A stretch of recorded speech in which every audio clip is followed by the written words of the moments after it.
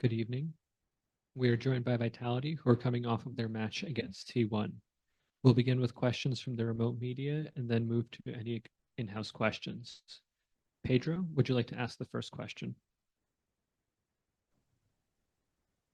I guess I shall. Well, Pedro Romero, independent journalist. First and foremost, commiserations on the loss to T1 and subsequent elimination from Masters. Obviously a tough way to go down, but hopefully you guys can recover from this in due time. First and foremost, though, I gotta ask my question over to Safe. It'd be fair to say that the momentum of the series went from you guys' favor to T1's side in second map on Haven, and one thing that I kind of wanted to touch upon first and foremost was sort of the switch to Jet. A vast contrast to the kind of comps that you've been showing on that map throughout this year so far. So what I want to ask you sort of like, what was the rationale behind making that um comp switch, and what was the game plan and how what went wrong there?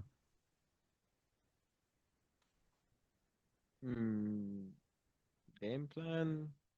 I mean, just executing on site becomes a lot easier and taking site. I think we didn't really fail on the initial idea of the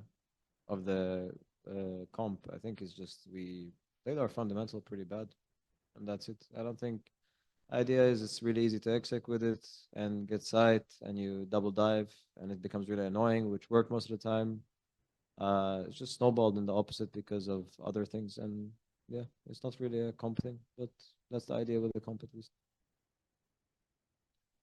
Thank you. We'll take the next question from Fernando. Thank you. Hi, guys. Sorry for your loss. My questions goes for Les. Les, no show da Game Arena, eu queria te perguntar, cara, primeiramente, sinto muito pela derrota e pela eliminação, queria te perguntar a sua avaliação, né, nesses seus primeiros dois campeonatos de temporada com a Vitality, de primeira temporada jogando no time internacional. Foi um NT. Seus primeiros campeonatos, acho que o meu primeiro não foi tão bom. Meu segundo, acho que eu tentei ali, né? Não foi o melhor, mas é um novo time, é uma nova língua, então eu não vou me criticar tanto assim, então eu acho que foi decente. Obrigado. Good luck, guys, throughout the season. Thank you. We'll move to the in-house media. Good evening. My name is Brian Francis from esports.net. I would like to ask this question to Seth. This is concerning the last map of Split. During this map, your team could only secure on the attack only 3 rounds. Could you tell like what went wrong and how T1 were like better you all on defense, or what could have gone wrong from your end? They peak, we die. Like, it's a fundamental issue. It's unfortunate it had to happen that way, but yeah, I can't really give a proper answer because obviously I'm still off the game fresh. But yeah, probably something in the fundamentals. Like, could be any call that's correct, and if we lose a man, it becomes awkward. So them pushing over and over again with the op and just putting pressure made it hard for us.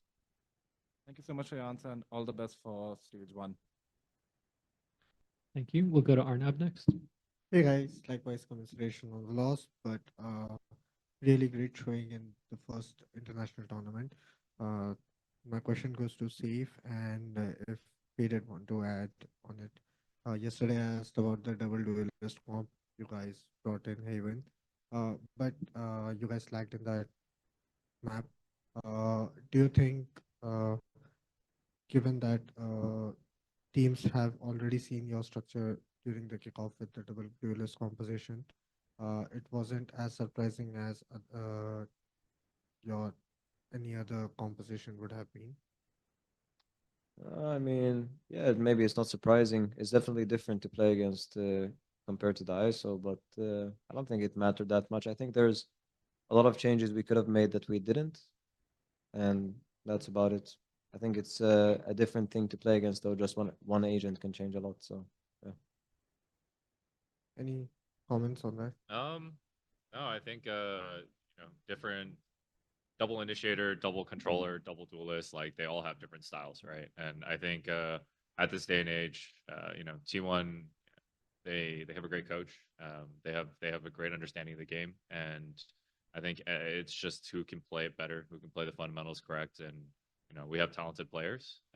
That's not even a question. I think the difference is getting us on the same page and playing to the strength of these comps. So I don't think it's necessarily a surprise if there any comp really that's being played out right now. I think it's just more of adaptations and being able to problem solve on the fly. So I have a couple of more questions. This is for Daka. Not a question. Recording in Everybody progress. loves your picture which you post with a glass of wine. So it was funny to see after the even after the loss you tweeted about it. But I want to know from your perspective. Ever since you joined Vitality, this was the first international event. How individual performance have been improving for yourself as well, and how your team cohesion has improved with the new team. I mean, individually for me, it's like after the group stage, I kind of sucked, which is fine. It happens. Then I think team cohesion is a bit hard to work on because like we came from kickoff wins, they come here, and it's like we have a lot of things to fix, and some of them requires a little bit more time than usual, and it's like a new team still if you think about it. Like some of the boys haven't been this far, for example, in a Masters tournament before, or maybe even Masters. So I think us coming this far is good and achieving maybe for some of the boys for our growth and stuff. But like individually, I think everyone here knows that we can do a lot better and we want to do a lot better. And like, I think me and Les, for example, take it also even harder because like, we're used to doing more. So these kind of things suck, but I think it's just a process, kind of like cycle of life. You have to go through it if you want to win, because like nobody really wins with a fresh team and goes in and wins everything. Like even if you look G2, they haven't won much, but they're a team and they're really strong and they're showing it now. They have been playing together with the squad or whatever for like almost 2 years and stuff, and we almost beat them. So as long as we keep working and stuff, I think it's gonna be all good. Like we have a lot of potential, just up to ourselves if we want to unlock it or not.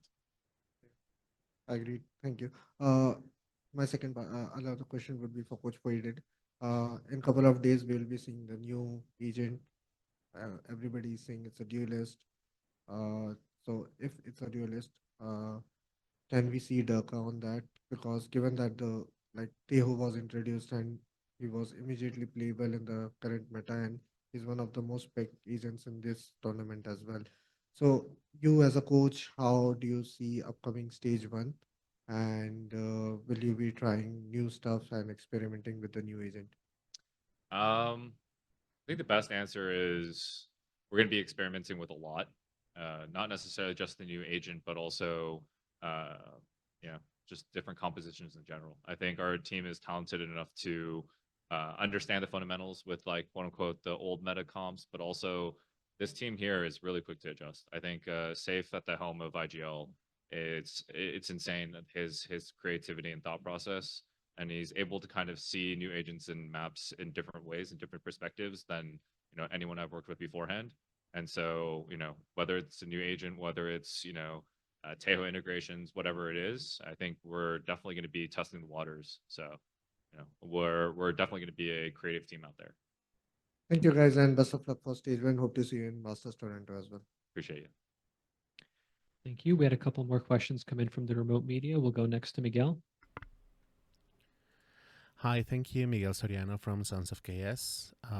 Well, first of all, sorry for the result today. I know it's bumming, but you guys are really talented, and you show through all the competitions you've been into. My question would be for Coach Faded. Since, well, as Dirk mentioned a little bit earlier, this is a new roster. This is like a new team coming out of blue on this season, and you guys managed to get the trophy on kickoff and come this far on to Masters. So my question would be, how would you sum up the way you've been playing all up to this point, and what would be like the highlight you take from the tournament? I think in terms of the first part, sorry, so second part was kind of like highlight. First part was like how I think we were playing up to this point, right? In terms of how we're playing, I think Dirk has summed it up best. We have really high expectations. Les and Dirk have been far. I think even with Kimmy, Safe, and Trex, they all have a winner's mentality, and I think my perspective is I'm proud of them. I think we're definitely really hard on ourselves for wanting more, and I think it's one where it drives us, right? And we're always able to kind of figure out ways to adjust. And I think this tournament will kind of prove that one of the key things we did in this tournament was we always fought back, right? I think we always had some sort of way where even when we're down 1-6 or the score line looks kind of impossible, we kind of crawl our way back, and we're always willing to kind of put our foot down and never give up until the end is done, right? So I think especially that mentality is something that you can't teach someone. I think it's something that's innate, and it's something where it's a very competitive mentality. And with that spirit, I think we give a little bit more experience with each other, and it's also growing pains for me, right? I think working with such talented individuals, there are certain things that I need to emphasize, or certain things that I need to adjust personally, and it's not just them that needs to quote unquote find things to adjust or whatnot. It's also on me. And when it comes down to what they did well here, like it's what it is. It's the fighting spirit, and we kind of tested the waters to see the best in other regions and kind of competing to see where our level is at. And EMA is a great region, but I think the teams that are here definitely have different styles and different expertise, and it was really good for us to kind of battle it out, right? And now we know what we need to do for the next international. We need to know the ultimate goal is always going to be champs, and by the time champs comes around, we will be swinging. So that's what we're looking forward to. Thank you and best of luck. I know we'll see you back in Toronto. Appreciate it. Thank you, and we'll take the final question from Pedro Romero. Yeah, this one's gonna go to Safe. Obviously, like looking at this affair, you guys previously faced each other earlier on in the competition. So I kind of want to ask you about that. What do you think was the biggest similarities or more so differences that you've seen within that T1 squad, from that first encounter, comparing that to today? Then also on top of that, what was the difficulty like, if you can describe it as such, when it comes to facing this version of the T1 squad and yeah. I mean, they're heavy shooters, so they can also like put us down. And difficulties is like, I think when you play against something already, or a certain concept or a style, it becomes like readable, let's say. I mean, there was a lot of info about us and what we do, and there's some ways you can avoid that, but we kind of walked into the unavoidable, and they did a good job. I think they're just a strong team, just like any other team here. So it's difficult when you've already shown things and people have a read into it, and then you're trying to find time to do new things, but you don't have the time. So yeah, it's a combination of things, I guess. Thank you. I believe that was the final question of the press conference. Vitality, thank you so much for taking the time to speak with us today. Yeah.